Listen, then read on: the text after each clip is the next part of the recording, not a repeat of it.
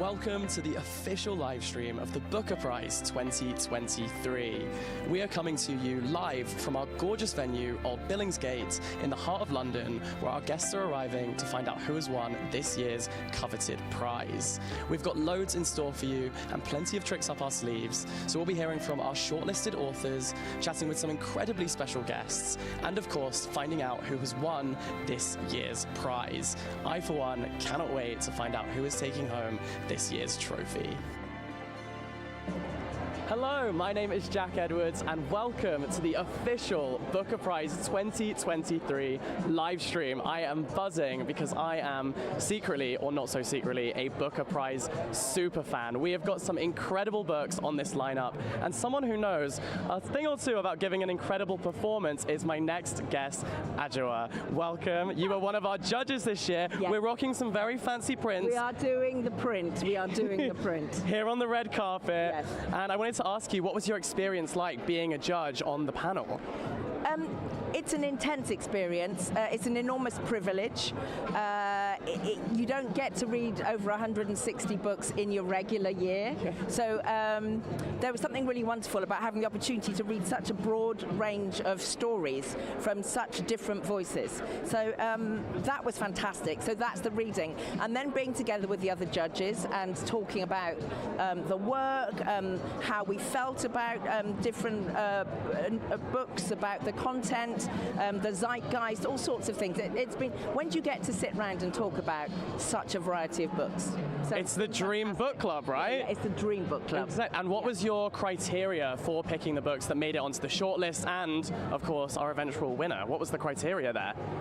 I think it's something about the voice, the original voice, the invitation to the reader, the perspective on the world, external, internal. For me, I think fundamentally, when I finish reading a book, I want to feel changed in some way, shifted in some way, that my perspective is slightly different, my understanding slightly deeper, my engagement slightly more particular. Okay. Yeah. And how many times did you have to read each of these shortlisted books in order to finally manage to whittle them down? The shortlisted books, three times each, and maybe a bit more. My husband's a novelist, so I understand the sweat, blood and tears that goes into making a book. So every book has to be honoured and given the due diligence that it deserves. Yeah. But yeah, when you get to the shortlist stage, it's a minimum of 3. Wow, and I guess you're so familiar with those books now too. And I was wondering, is there a book that made you fall in love with reading? When I was a kid, there's a book called The Children. Okay. They made it into a film called Walkabout with Jenny Agutter years ago. And I remember being utterly, I think I must have been about 6 when I read it.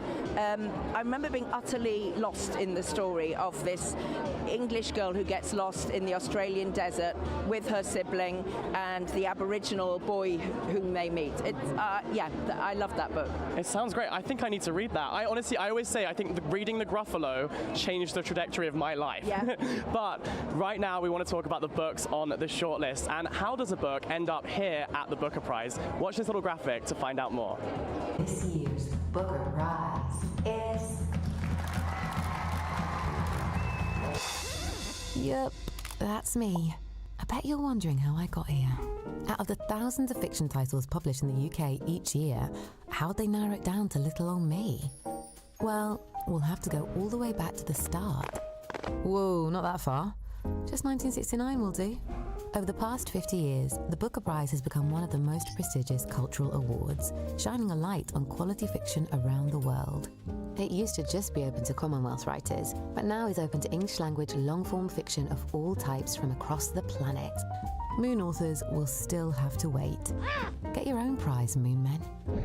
Each year, the winning book receives international acclaim, an exponential boost in sales, and a £50,000 prize. With 20,000 fiction titles published annually in the UK, it would take on average 32 years to read them all. So between January and April, publishers are invited to submit a small number of books to the Booker Prize, the best of the best. Although they have a strict submissions quota, they can each pitch for extra books known as call-ins, like a wild card. Psst, here's a little secret. I'm a call-in. We win it too. The Booker judges are a crack commando unit sent to a military prison for a crime they didn't commit. Hold on, that's the A team. The B team are hand-selected by the Booker Prize Foundation for their different backgrounds and skills. 5 judges, led by a head judge who mediates any disputes and provides the biscuits. They don't have to work in the book business, but they gotta like reading, as they often have over 150 books to get through. Their individual attributes will meld together as one multi-talented crack squad, so they are like the A team. After reading every book and discussing all of them at length, in July, the judges narrow it down to the long list, 13 books that make up the Booker dozen. It's lucky that Booker judges love to read, because, you guessed it, each of them have to read all of the long list again. Not naming any names, but by this point, I'd had so many corners folded, I looked like an origami crane.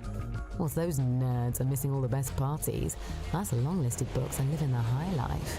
I'm talking new dust jackets with shiny stickers on them, shooting up the bestsellers lists, and everyone's irritating friend pretending they already knew about us. At the end of the summer, the judges are locked inside a little room and not let out until they've decided on the shortlist of 6 books.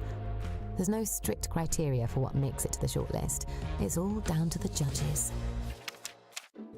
After the shortlist is revealed in September, the judges have to meet one final time and change the fate of a little book like me forever. The winning book is announced at a fabulous ceremony somewhere in the UK. Oh look, we're back to me. Expect to see a lot more of this cover in bookshops, airports, and the more discerning petrol stations. I also get another sticker on my dust jacket. I'll never be out of print now. I'm going to live forever. Take that, how to do VHS repair at home, you smug idiot. Oh, her.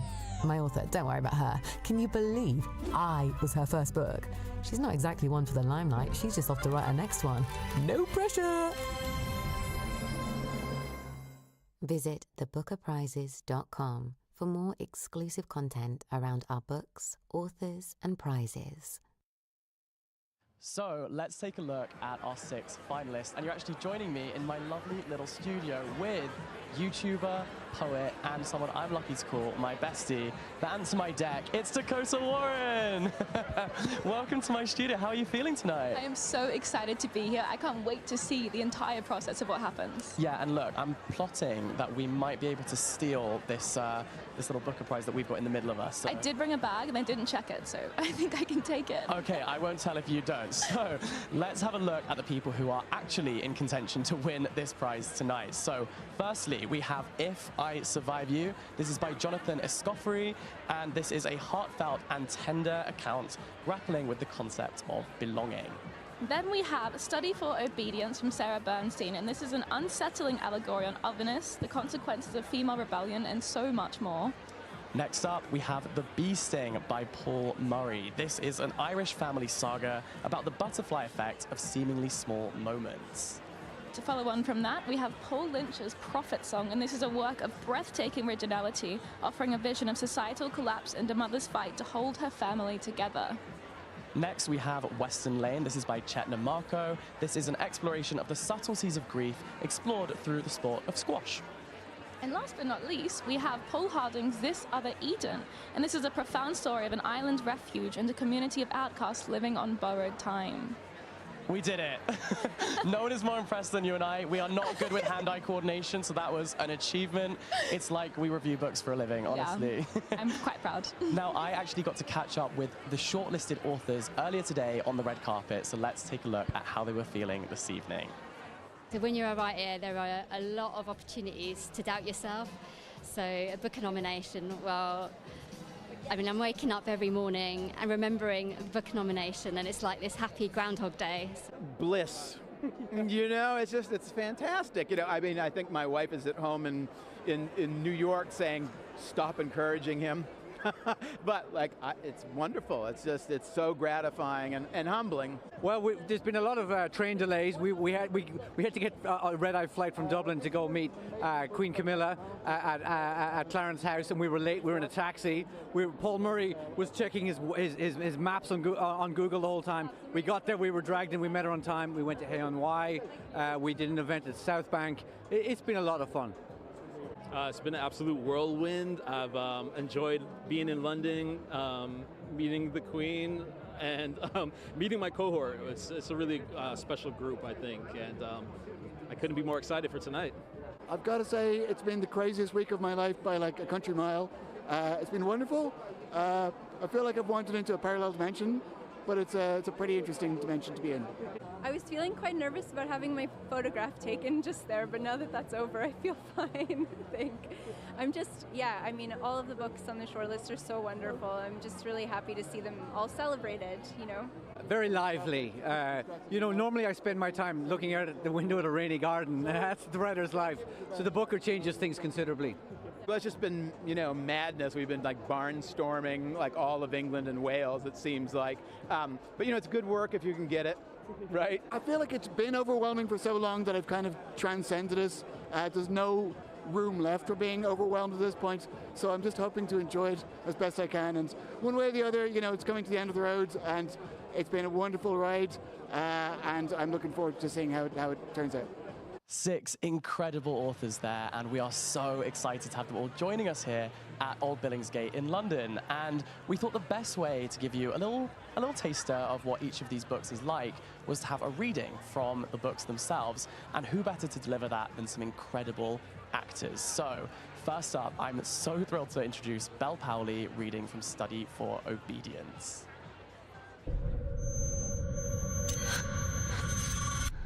I'd reached the far end of the churchyard where a gate let out onto a flight of wooden steps that ran down a ravine to one of the town's rivers.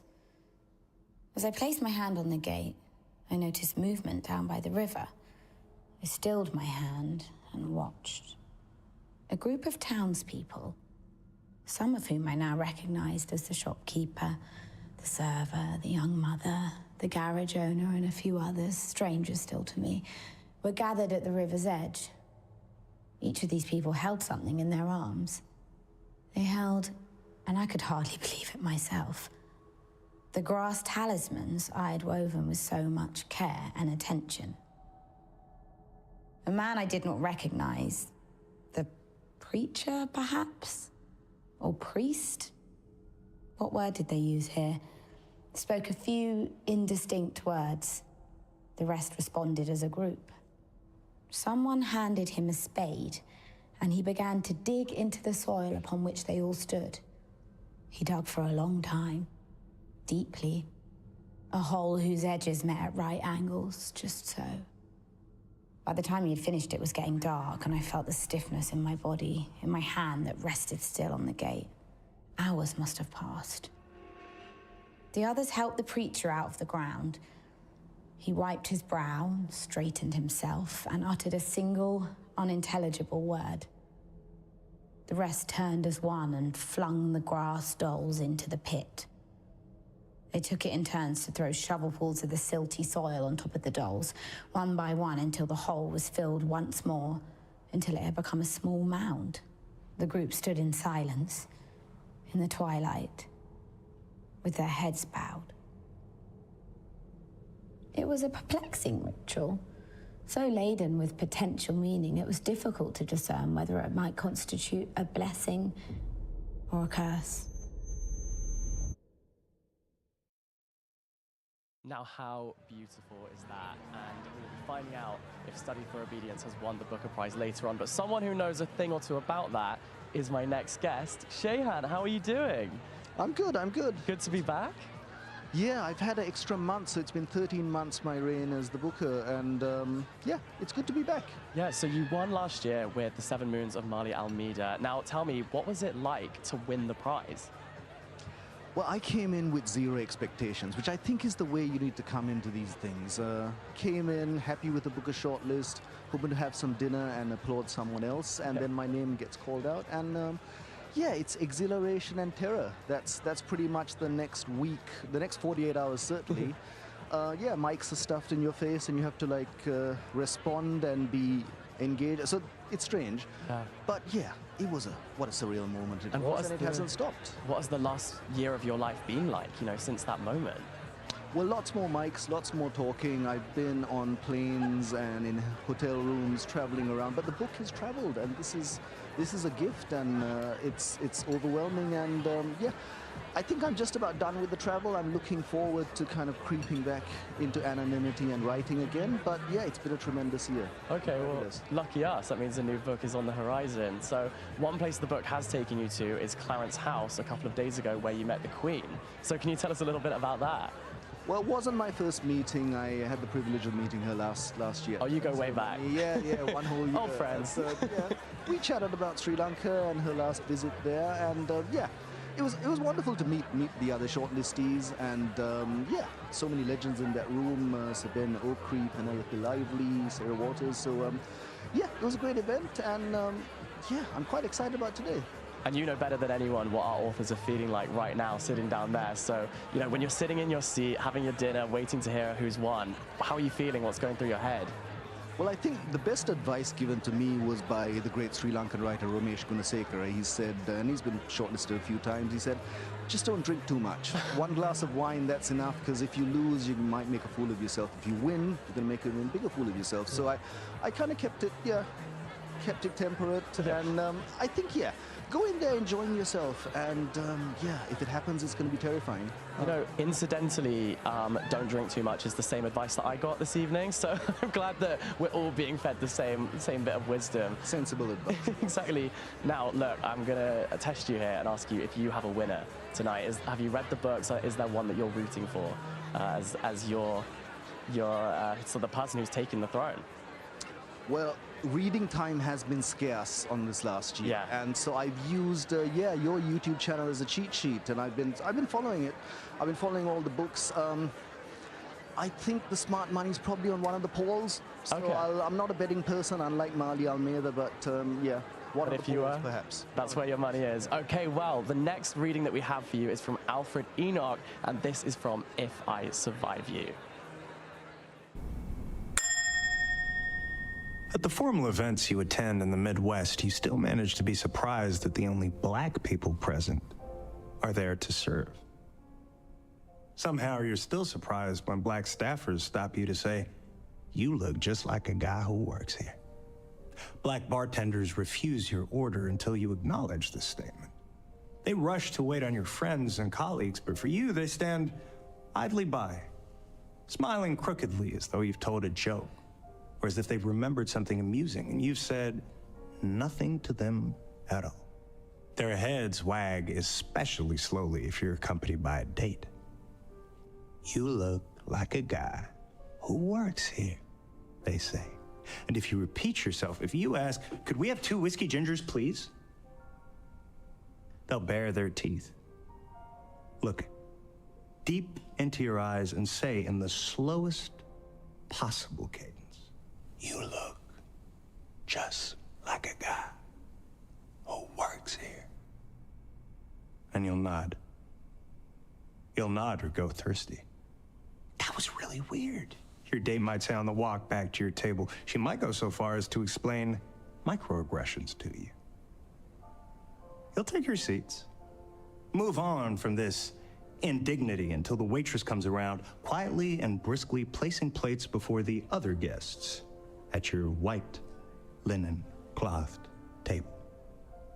She'll save your plate for last, as seems to be the protocol. If you're not paying attention, if you're engaged in conversation, she'll tap your shoulder, interrupt you mid-speech, and say, "You look just like a guy who works here." You'll understand that she means, you look like a guy who should just work here. Of course. Especially because ever since you left Miami, you felt consumed by the idea that no one in this entire state looks anything like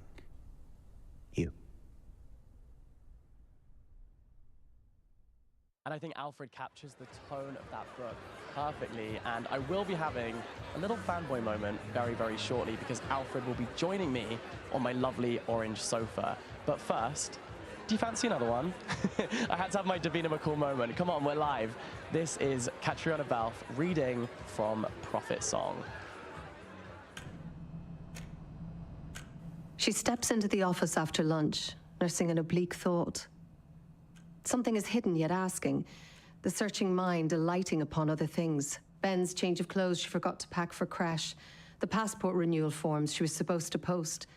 She thinks of the mobile phone left behind on her desk. She picks it up, expecting some missed calls, but there are none. It's unlike Larry not to call from a march. It is then she hears her name being called and she turns to see Alice Dealey stepping out of her office with a look of hesitation. Ailish, are you not watching the news? No, I'm just back from lunch.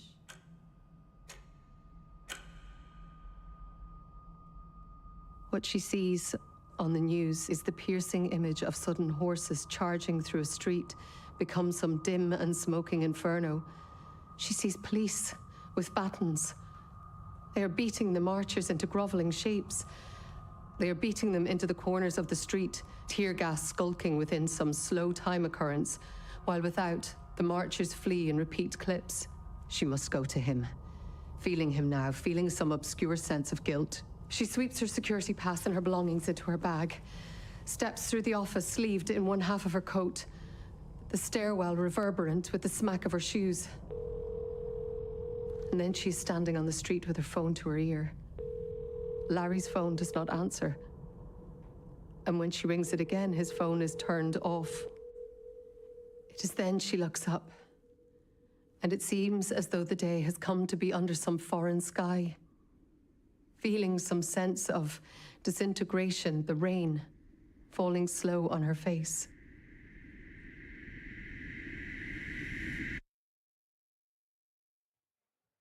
That was a gorgeous reading from Prophet Song. Now, I'm joined actually by Katrina Val and Alfred Enoch, and we're going to talk a little bit about these books. So tell me, Katrina, what was it like to bring that book to life with your reading?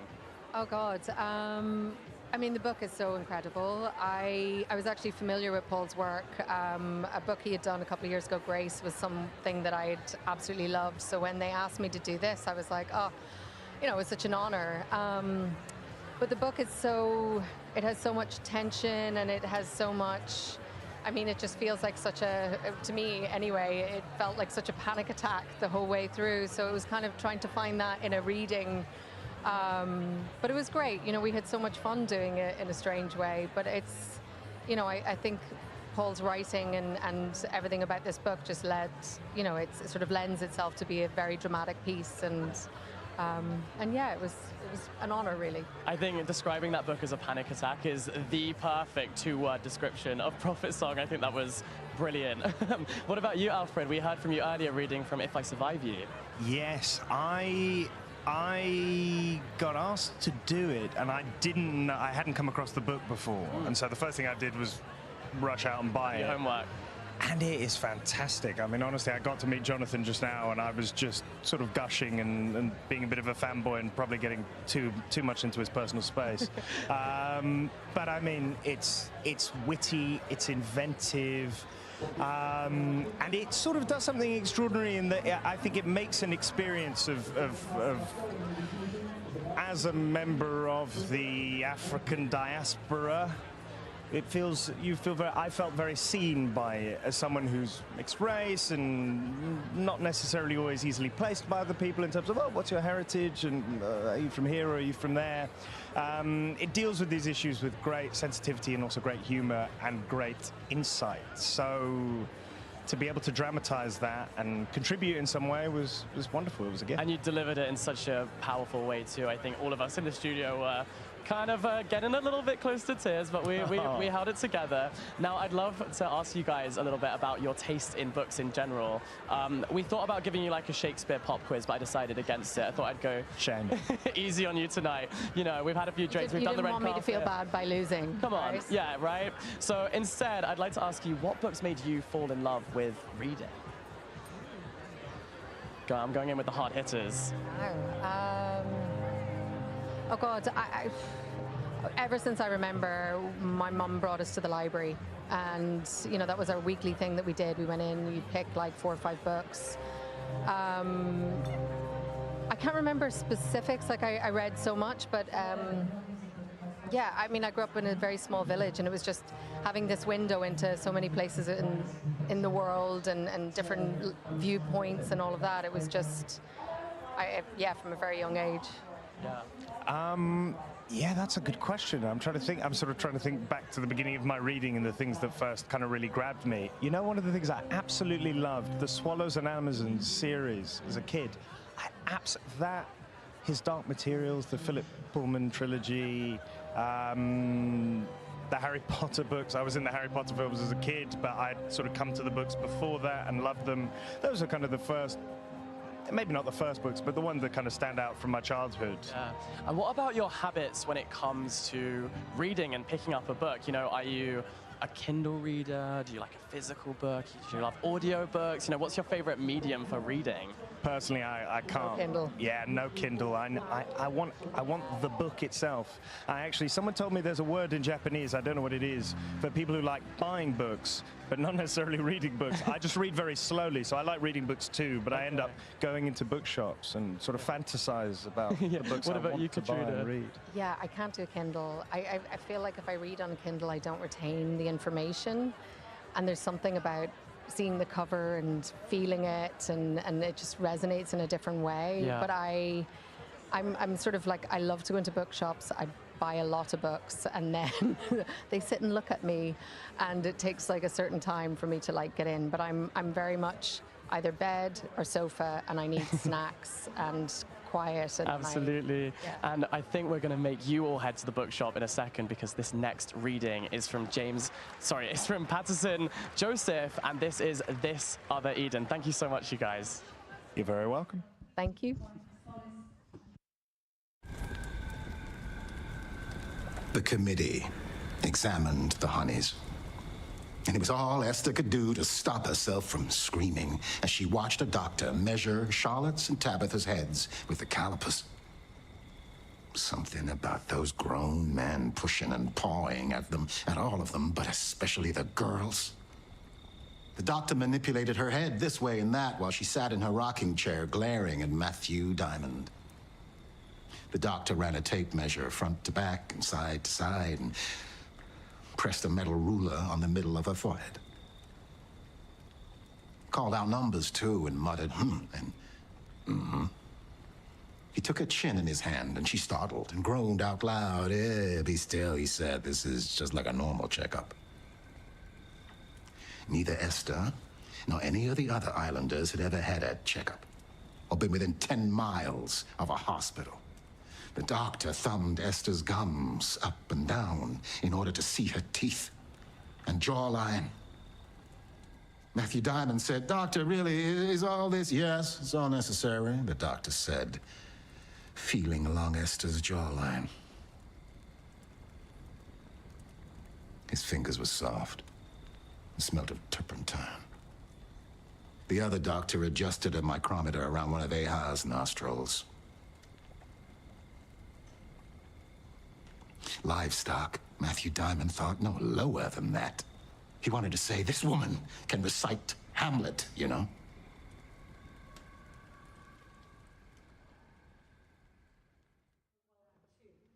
Powerful stuff, right? That is from This Other Eden, and we'll be finding out if that book has won the Booker Prize later on this evening. Now, you can join the conversation over on Instagram, on TikTok, and over on the Booker Prize website. We're at the Booker Prizes on social media, and we'd love to know who you are predicting is going to be taking home that prize. Now, for a very special video made by a friend of the Booker Prize, Dua Lipa. I'm Dua Lipa, and today we're at Downview Women's Prison. I'm here with the Booker Prize and Books Unlocked to understand a little bit more about the program that's been happening here for the women in the prison. Books Unlocked was set up by the Booker Prize Foundation with the National Literacy Trust 12 years ago. When it first began, and it started with a really simple idea of a group of young people in a young offender institution reading a Booker Prize title and involving the author, and everyone just thought, let's see how it works, like a really nice kind of experiment in bringing obviously a cultural institution into a secure setting and seeing kind of what happened. And the outcome of that was really incredible. So now we reach about 95 prisons across the UK and Republic of Ireland. We donate Booker Prize titles to prison reading groups, to prison librarians, and to individuals who request them. And we also involve authors as much as possible. So we take authors in to meet prison reading groups. If we have authors that live in this country, then that works really nicely for the project. The reports that we've had back over the past 10 years or so have been incredible, actually, in terms of people feeling a sense of achievement, people feeling a huge amount of empathy as a result of reading fiction in particular, you know, putting themselves in someone else's shoes. And today, Dua Lipa's here to attend a Books Unlocked reading group for Douglas Stewart's Shuggie Bain. How did you feel going in versus coming out? Was it what you thought it would be? In all honesty, I didn't have any expectations. I wasn't entirely sure what I was walking into. I knew it was a reading group and I was going to be meeting lots of women that are very interested in reading and have a shared love of reading and share books with each other. And so just kind of going into the room, understanding the books that they love to read in their own time, how that makes them feel, how that's been able to help them understand different emotions and feelings. And it's also been interesting to see their reaction to the book Shuggie Bain and how that has either brought up certain feelings that could have been triggering, or also being able to reflect on it and see how far they've come has been really inspiring. And I felt very privileged to be in that room to experience that with them. We work really closely with prison librarians to understand what books people will respond to and try and draw people into that conversation. A lot of the time what was happening in the room was women were asking each other like, oh, what was the name of that book that you told me about that I need to read? And it felt like the conversation was really flowing throughout the room, and it felt very exciting, and it was nice to see a real sense of support in the room, which was really lovely. Is that why you've started a reading group with Service 95? Yes, I started a book club with Service 95 just to get more people reading. I think we're kind of losing a little bit of the love with libraries and picking up a good book and sharing that with people, and I want to be able to keep that excitement alive and the conversation going, and just to really create a community where everybody can talk about different things that they've been reading and that they've been loving or not, and having that shared experience. I think the hope always when we do work around literacy is that people are able to improve their skills, and obviously then the benefits of that on release and navigating the world and having an easier time when you're released from prison, you know, that would make a huge difference. Like, literacy skills are so important. On the other side of the prison experience, there's also the rehabilitation. What is going to happen afterwards? What gives people the resources to build their lives once they've been effectively taken from them? And I think the more words you have to express yourself, the more able you are to understand all of what's said around you, everything that you're required to fill in or say. That should be empowering, and I think it can be. I also think if you're reading fiction, it develops a muscle, which is your imagination. And if you can believe in a story, in a book, you can also believe that there's a better world for you or for anyone else.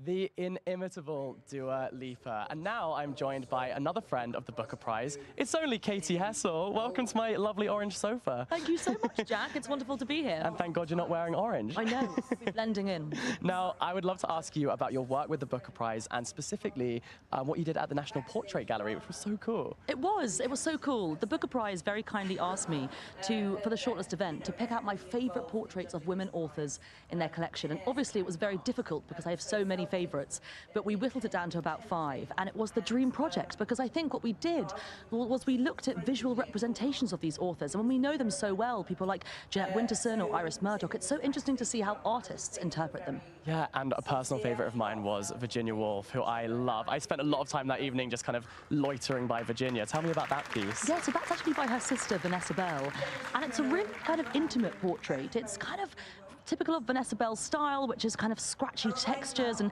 it's kind of, you know, in the early 1900s. So we're really kind of entering this new phase of modernity here. So it's not a sort of realist likeness, but it catches her sort of slumped into a chair, and it's a kind of portrait of their relationship, I think. Yeah, and have we been able to find you slumped in a chair reading any of this year's shortlist? Have you been reading through the books? Do you have a winner in mind, or are you keeping your cards close to your chest right now? I'm keeping my cards close to my chest, but I do like Paul Harding's.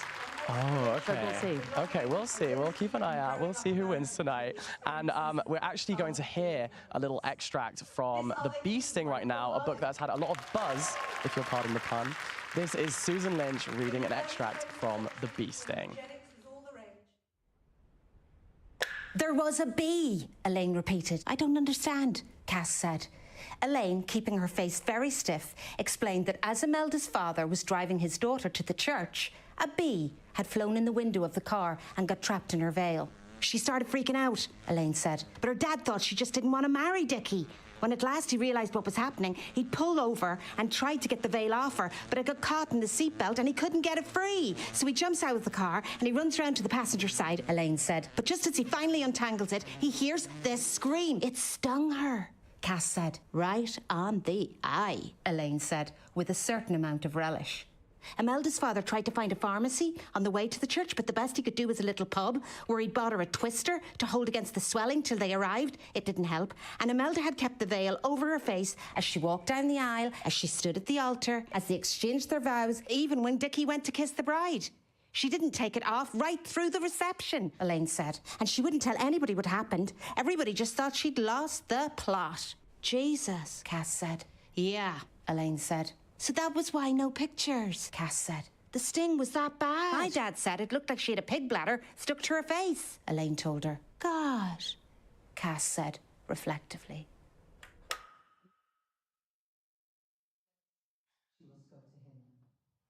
And doesn't that just capture the feel, the tone of The Bee Sting perfectly? I remember finishing that book and having to throw it down on my bed and walk around the room with my head in my hands momentarily because I just couldn't believe how brilliant the ending was.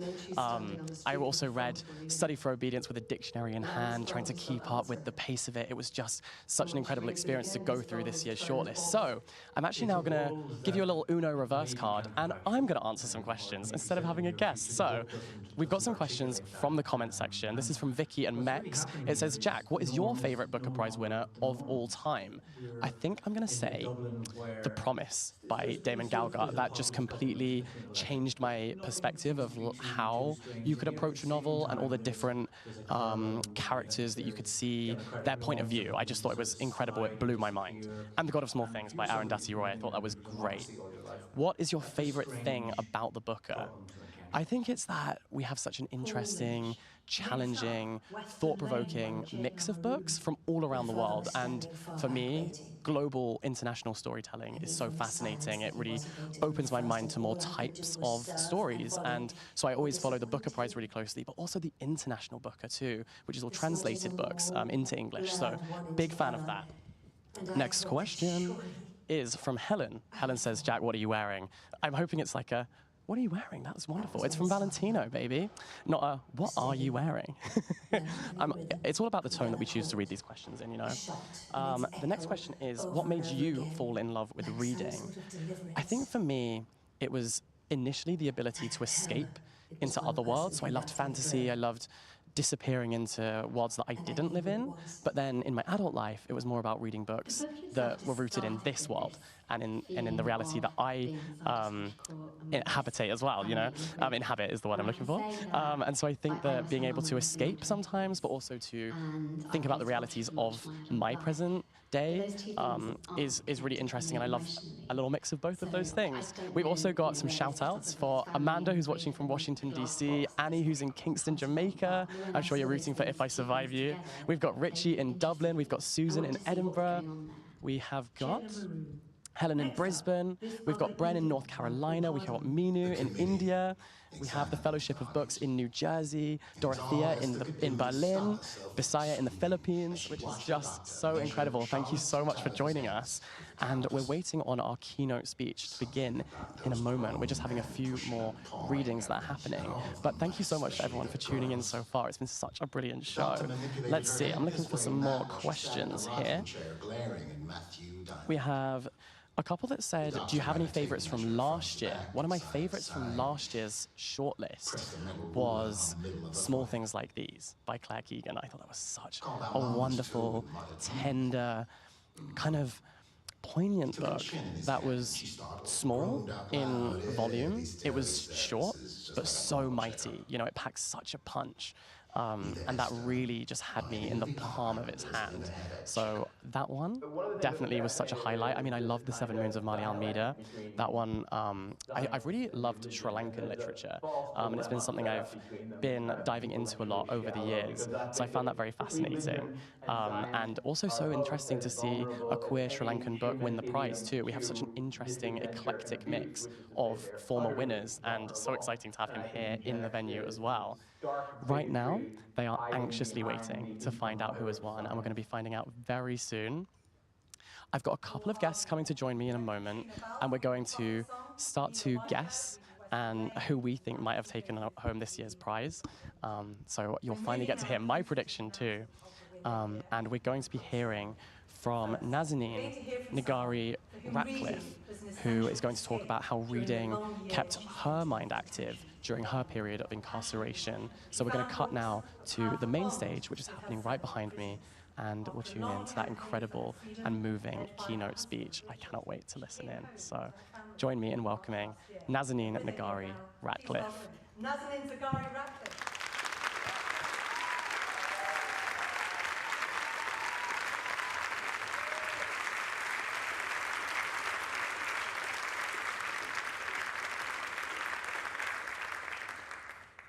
I spent 9 months in solitary confinement with very little access to anything. Being claustrophobic, solitary was a horrific experience. After 5 months, my family could bring me books. When the guard opened the door and handed over the books to me, I felt liberated. I could read books, they could transform my life, and they could take me to another world. Dr. Thorne by Anthony Trollope was the first book I read. The fact that a story written in the 19th century can speak to you across time and space, throwing you into another world hundreds of years later, is phenomenal. This story of power, money, and politics was so captivating that whilst reading it, I did not take any notice of the crying and banging on the door going on in the other cells. When I finished the book, I realized there were some blank pages at the back. I had found a pen under the carpet, hidden by a previous inmate, but no paper. I started writing things in minute handwriting on those pages, and I spent hours plotting how to stick them together, using the honey I had in the cell, so that the guards wouldn't notice. I also read War and Peace. My husband and I had watched the TV series together with a cup of coffee on the sofa in London a couple of months before I was arrested. It wasn't just Tolstoy's story. The book was a vehicle to take me back to my home in London when I was a free person. Then I moved to the general ward, where there was a community of people.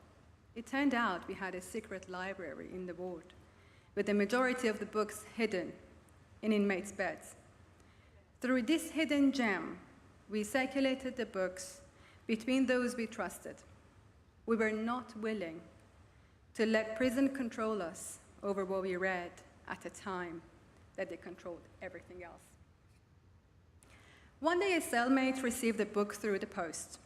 It was Handmaid's Tale by Margaret Atwood, translated into Farsi. Who thought a book banned in Iran could find its way to prison through the post? We hid the cover with the newspapers to avoid being caught on the camera. There was a long waiting list of inmates wanting to read the book, as well as one of the guards. Later, I read The Return by Hisham Mata, a paralyzing story of a man in search of his father, who had disappeared many years earlier in prisons of Gaddafi. The story was so bitter, I had to drag myself to finish the book. But the name of the book kept me going. I wanted to return. I made bookmarks while I was in Evin prison. In fact, I have one here. On the front, I painted a watercolor, and at the back, a message, escape to another world. My family sent them to friends outside, but also to those who helped us campaign. The bookmarks connected us to each other. Books helped me to take refuge in the world of others when I was incapable of making one of my own. They salvaged me by being one of the very few tools I had, together with my imagination, to escape the Evin walls without physically moving. When we left, we all bequeathed books to the secret library in the ward, to keep our stories alive for others to come, just like those who left their books for us to survive. Thank you.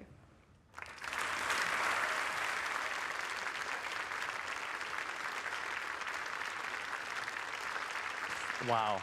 I think we're all just taking a moment to really take that in and just be completely in awe for a moment. But now we have the last of our author readings. So this is Nina Wadia reading from Western Lane. I don't know if you have ever stood in the middle of a squash court, on the tee, and listened to what is going on next door. What I'm thinking of is the sound from the next court of a ball hit clean and hard. It's a quick, low pistol shot of a sound with a close echo. The echo, which is the ball striking the wall of the court, is louder than the shot itself.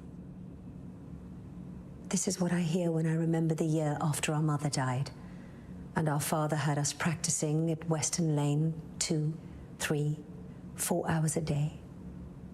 It must have been an evening session after school the first time I noticed it. Oh, my legs were so tired, I didn't know if I could keep going. And I was just standing on the tee with my racket head down, looking at the side wall that was smudged with the washed-out marks from all the balls that had skimmed its surface. I was supposed to serve, and my father would return with a drive, and I would volley, and my father would drive, and I would volley, aiming always for the red service line on the front wall. My father was standing far back, waiting. I knew from his silence that he wasn't going to move first, and all I could do was serve and volley or disappoint him. The smudges on the wall blurred one into the other, and I thought that surely I would fall. That was when it started up. A steady, melancholy rhythm from the other court. The shot and its echo over and over again, like some sort of deliverance. I could tell it was one person conducting a drill. And I knew who it was. I stood there, listening, and the sound poured into me, into my nerves and bones, and it was with a feeling of having been rescued that I raised my racket and served.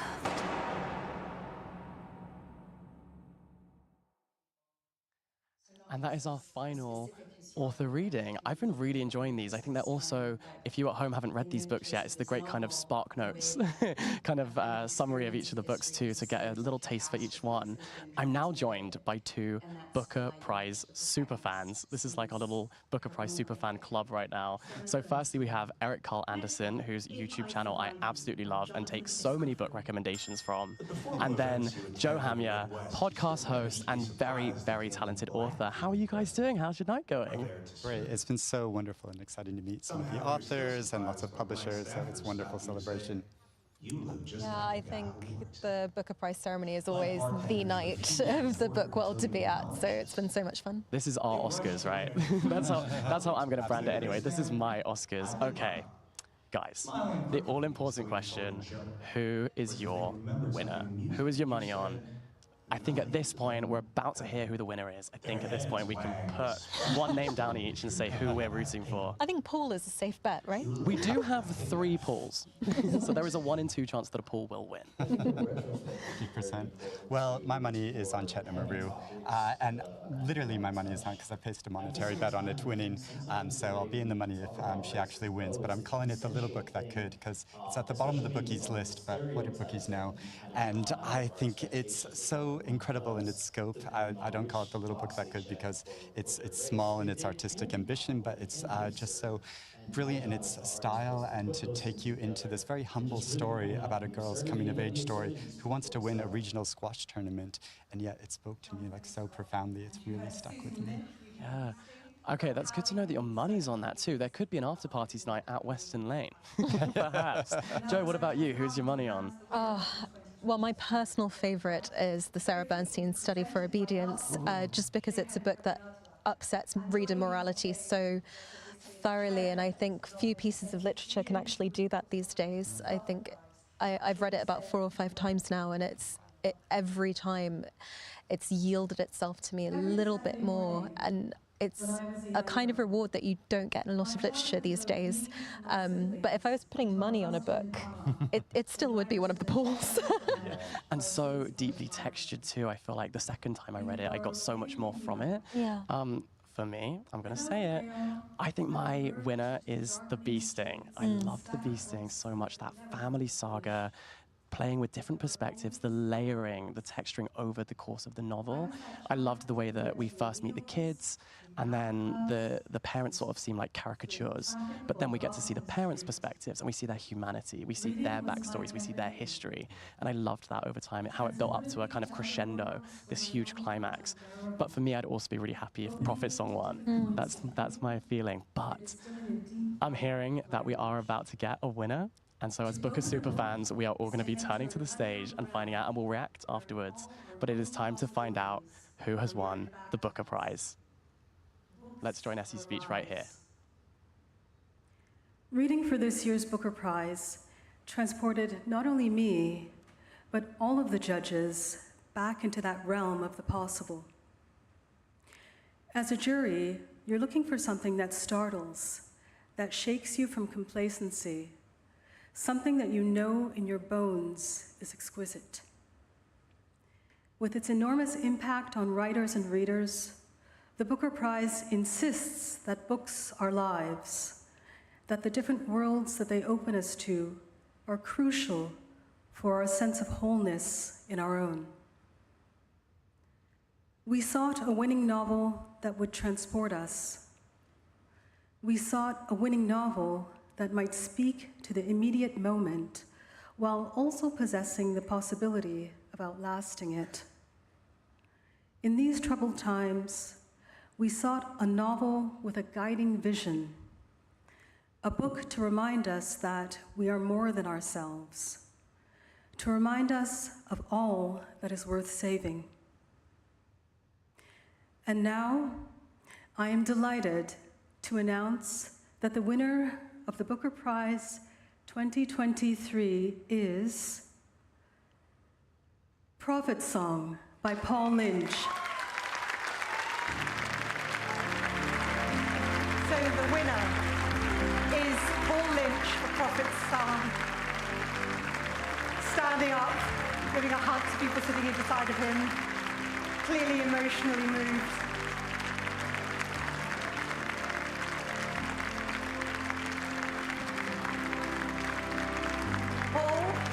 And welcome, let's welcome you on stage. Paul Lynch, whose book Prophet Song is set in a near future island in which society is breaking down and people are becoming refugees.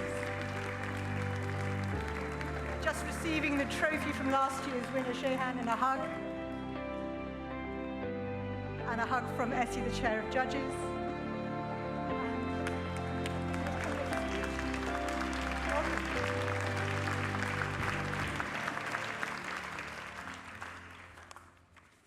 Well, there goes my hard-won anonymity. This was not an easy book to write. The rational part of me believed I was dooming my career by writing this novel, though I had to write the book anyway. We do not have a choice in such matters. To quote the apocryphal Gospels, if you use what is within you will save you. If you do not use what is within you will destroy you. My writing has saved me. I believe that literary style should be a way of knowing how the world is met in its unfolding. Sentences should press into the unknown moment, into the most obscure, hidden aspects of life, that which is barely known, but asking to be revealed. To my agent, Simon Trewin, thank you for being my consigliere.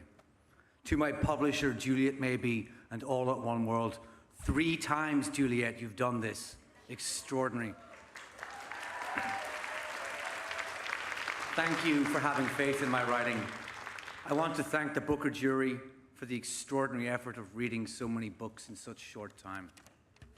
I want to thank my publicists Margot Whale and Cormac Kinsella, Louise Dobbin at Rep Force, Elizabeth Schmitz at Grove, and all the team in the US, Francis Jeffard, Isabella Ferretti, Belinda McKeown, and Una Frawley, and all at Maynooth University, and the writing program there. Thank you to the Arts Council of Ireland and to Sarah Bannon in particular, whose support and generous funding made this book and so many other worthy Irish novels possible.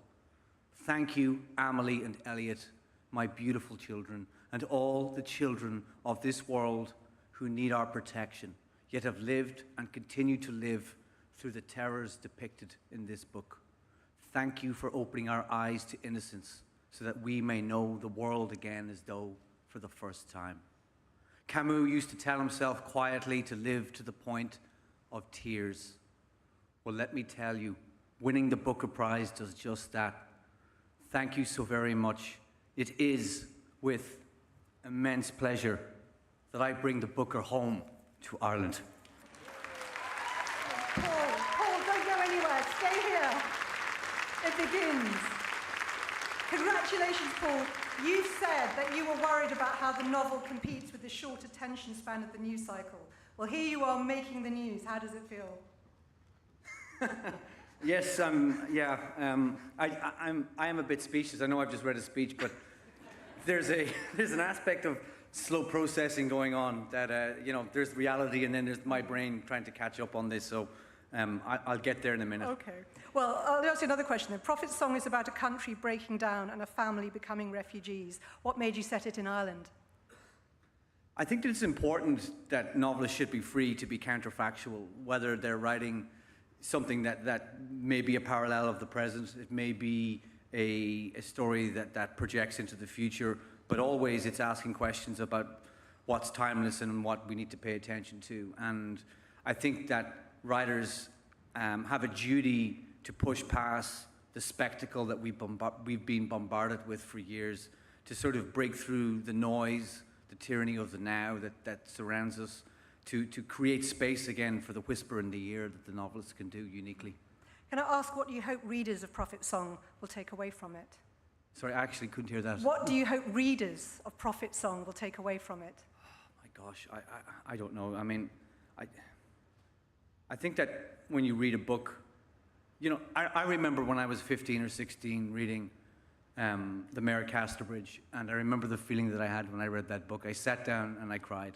And I'm chasing that hit ever since. And if I can do that to a reader, then I've passed something on. Well, I think a lot of people are going to be wanting to read this book, quite rightly. Paul Lynch, winner of the Booker Prize for Fiction 2023 for Prophet's Song. Congratulations again.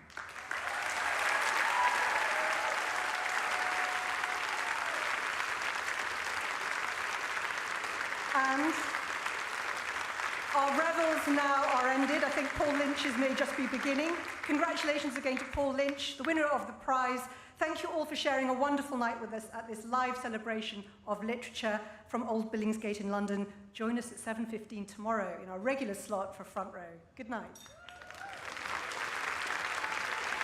There we go. We have got our winner. It's an Irish book. It was one of the Pauls. It was Paul Lynch, Prophet Song. How do you guys feel about that? I think it's great. It's a very powerful novel. I won't lie to readers, it's quite like a challenging book to get into with the style of it, and it's very difficult subject matter. But once you get into it, it is so powerful in the way he writes it, to strip out quotation marks. You have big blocks of text, but it centers you so much in the life of this protagonist as their liberty and freedom is stripped away, that it's an incredible new kind of dystopian novel. Yeah. What about you, Joe? How are you feeling? I feel really joyous, actually, and I agree with you. I think the thing is, the book isn't so difficult once you realize that you're reading about war, and war isn't supposed to be straightforward or easy to explain. And so the book's complexity, I think, matches that, but the emotional simplicity of it, the kind of rawness of it, is what makes it worth reading. And I was speaking to Paul Lynch maybe about 10 minutes before he went up on that stage, and bless his heart, he was so nervous. So I just feel like he was brilliant. I'm so happy for him. I remember reading that book, and the moment that just floored me was when it spoke about history and the people who get caught up in these scenarios, these predicaments, these occurrences, and it talks about the people who want to leave so desperately, but they can't because their feet are rooted to the ground. And I think that speaks volumes for so many people right now. I think this is a real book that speaks for 2023. It feels like a real 2023 winner, if that makes sense. Yeah. I'm so sorry you're not getting your money back on that bet. It's fine. Well, that is a really, really exciting result for all of us, I think. If you were to win, I would love to know, what would you spend the prize money on? Because I saw that last year, Shaan, the first thing he went out and did was bought a drum kit, which I think is nothing short of iconic. If you were to win the prize right now, where would you go? Oh, gosh. So I don't think I would go anywhere. I would use it as a deposit to the flat that is on the other side of the wall next to mine, so I could take down that wall and expand my library, because I have no space for my books at the moment. So I need more shelves. This is a universal issue, I think, for book lovers. Bookish people really understand. What about you, Joe? Where's that prize money going if you were to win? Oh my God, it's going into the idea of being able to write a novel without needing an advance. I think I would probably just spend it on really boring things like rent and, you know, weekly food shop or whatever. Yeah. Not a very glamorous answer. I agree. It's no swimming pool a la A.S. Byatt, is it? Exactly. There's been some interesting purchases over the year. I think that I would go for a nice, like, vintage typewriter or something, you know, to kind of make me feel like a literary star, you know, like a literary icon. Well, thank you guys so much for joining me here on my lovely orange sofa. You've been wonderful guests. Thank you. Even though none of us really predicted it right, but that is the joy of I did say it would be one of the pools. pools. You did say it would be one of the pools. You did say that. So thank you so much to everyone who has joined us throughout this live stream. Keep the conversation going on Instagram, on TikTok, on the Booker Prize website, in the live chat of this YouTube live stream. We're at the Booker Prizes on all social media, and I'm at Jack Van Edwards and at Jack_Edwards on others. We like to keep you on your toes, you know. But thank you so much to everyone who's been here. Thank you to everyone in production. Thank you to the Booker Prize for having me. I've been your host, Jack. Thank you to all of my guests, and we'll see you, hopefully, next year if they invite me back. I'm on my best behavior from now on. No after-party shenanigans. Thank you for watching. Have a wonderful night. This has been the Booker Prize 2023. Have a great evening.